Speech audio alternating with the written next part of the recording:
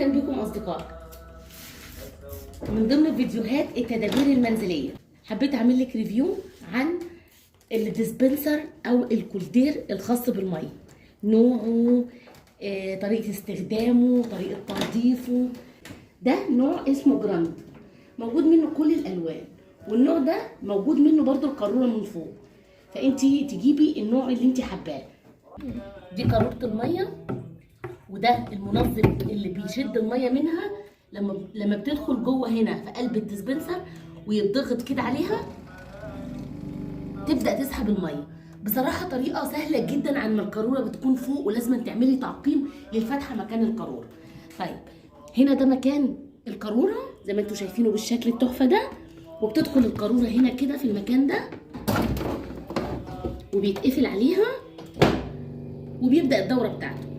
هنا ده صندوق الميه بالشكل ده، لو الميه اطفال صغيرين او كوبايه ملك منك غصب عنك فده بيبقى مكان للميه. كل ما كانت سعته كبيره كل ما كان احسن علشان يقدر يشيل ميه اكتر.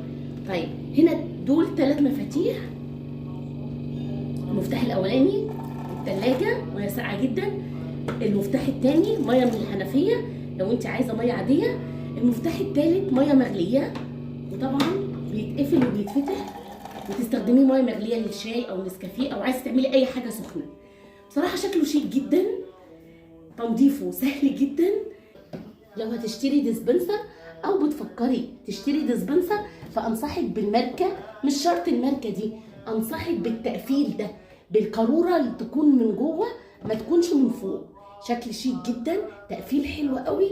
اللون الازرق ده لما بتكون الدنيا مقفله خالص، قفلت النور وقفلت فلاش التليفون عشان اوريكي ان الضي الازرق ده، اللمبه الزرقاء دي بتعمل ضي فيه تحفه جدا، شكلها حلو قوي. بنصحك لو بتفكري تشتري كولدير او ديسبنسر اشتري اللي القاروره بتاعته من جوه، لان القاروره من فوق بتبهدل الدنيا جدا على ما بتيجي تحطيها. لازم تعقمي مكانها كل شهر على اساس ان هي ما تكونش مكان للبكتيريا. انما الديسبنسر ده استخدامه سهل جدا، شكله شيك قوي.